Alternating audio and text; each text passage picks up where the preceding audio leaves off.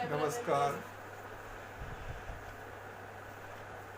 गुरुर्ब्रह्मा गुरुर्विष्णु गुरुर्देवो महेश्वर गुरु साक्षात् परम ब्रह्म तस्मै श्री गुरु सच्चिदानंद रूपाय विश्वोत्पत्त्यादि हेतवे तापत्रय विनाशाय श्री कृष्णाय वयं नमः। आज शुभ एकादशी का व्रत।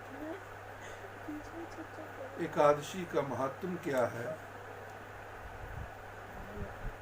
उसका महत्व क्या है, उस आज की जो एकादशी है उसका व्रत क्या है, क्या वो प्रभाव देने वाला है और क्या वो फल देने वाला है, ये आज का एकादशी का महत्व जो है, जो कथा जो है मैं आपको सुनाने जा रहा हूँ।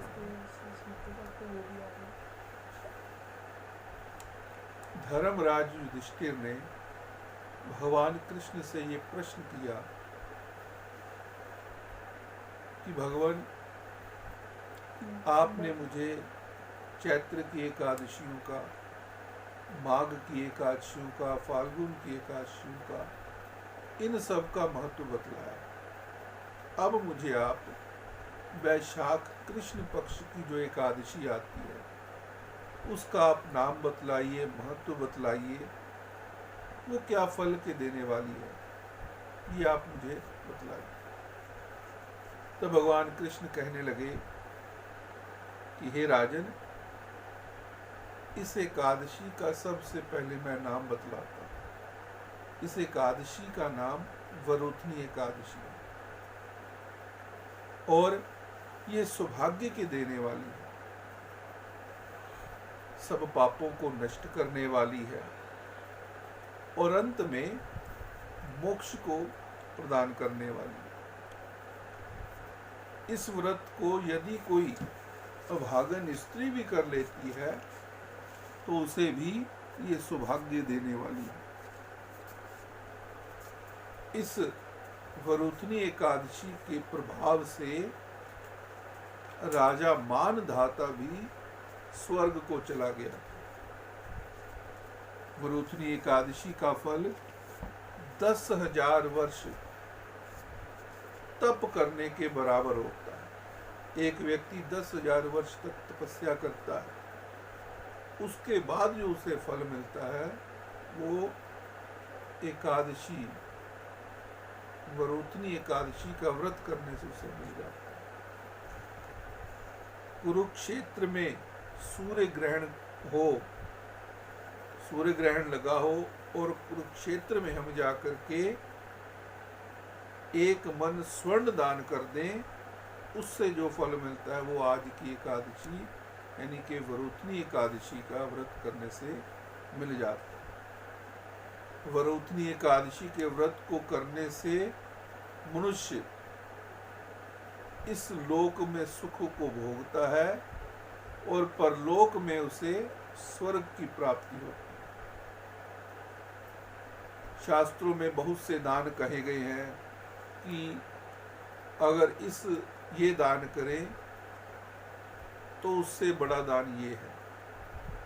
जैसे बतलाया गया कि भूमि दान के करने से ज्यादा महत्व तीनों का दान है। तीनों के दान से स्वर्ण का दान, स्वर्ण के दान से अन्न का दान श्रेष्ठ है और अन्न के दान के बराबर कोई दान नहीं है। जैसे कि आजकल बहुत सी संस्थाएं, पूरा देश भारतवर्ष लगा हुआ है अन्नदान में, सभी को प्राथमिकता देने के लिए। कोई पका अन्न करता है, कोई बिना पका हुआ अन्न दान कर रहा है, तो इससे बड़ा दान कोई नहीं। आज की कथा में भी इसका महत्व कि अन्नदान से बड़ा कोई दान नहीं।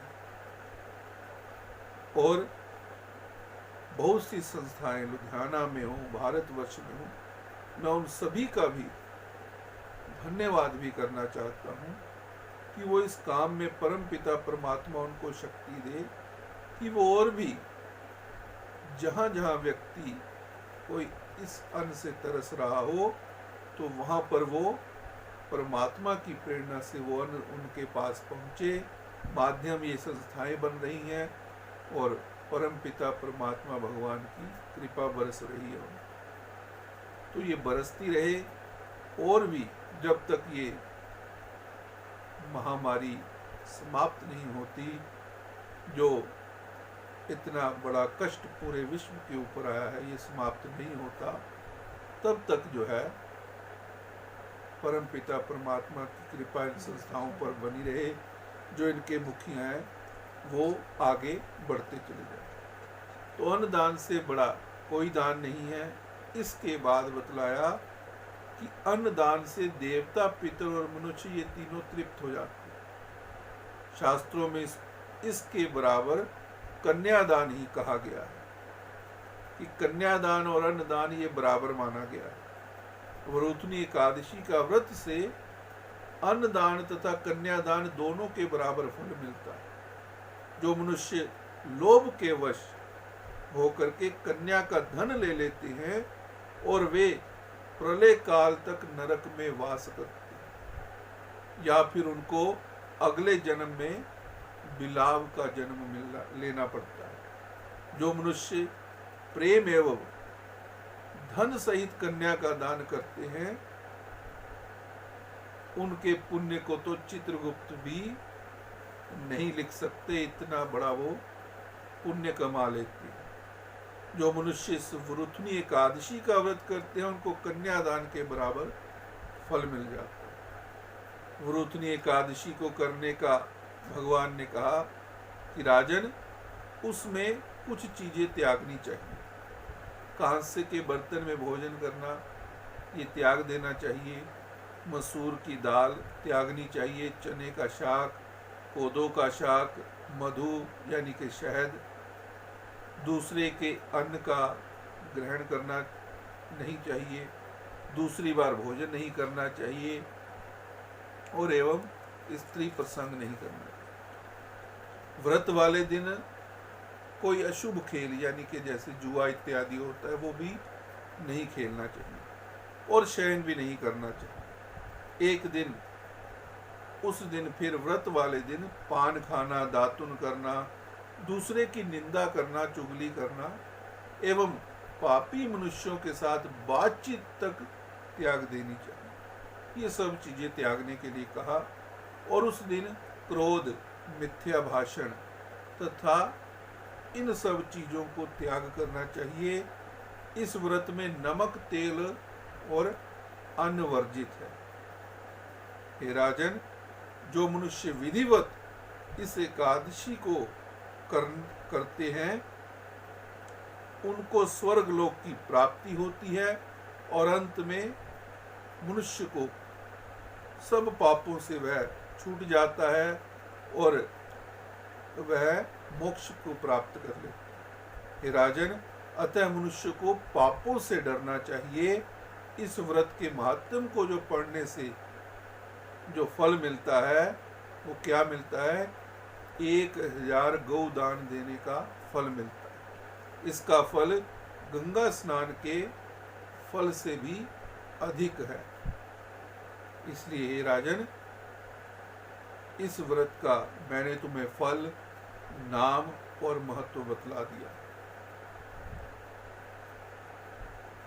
इस व्रत को करने वाला व्यक्ति निष्काम भाव से यानी कि अन्नदान के बराबर कन्यादान कर लेगा, सभी पापों से छूट जाएगा, मन वांछित यानी कि उसे फल मिलेगा आज की ये वरुथनी एकादशी का व्रत करने से।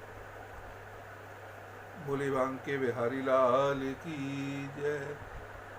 और भी कथाएं अगर आप ये देखना चाहते हो तो मेरे इस YouTube चैनल को आप सब्सक्राइब कर सकते हो और उसके बाद आप उसे आगे शेयर भी कर सकते हो।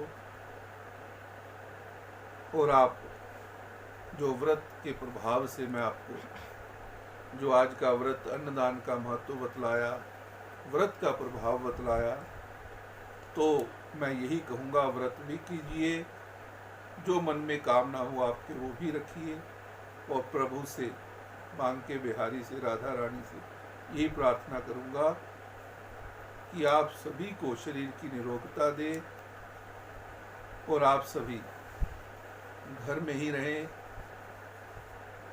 समय समय पर हाथ धोते रहे या सैनिटाइज कीजिए, और घर से बाहर ना निकले, घर पर ही रहिए।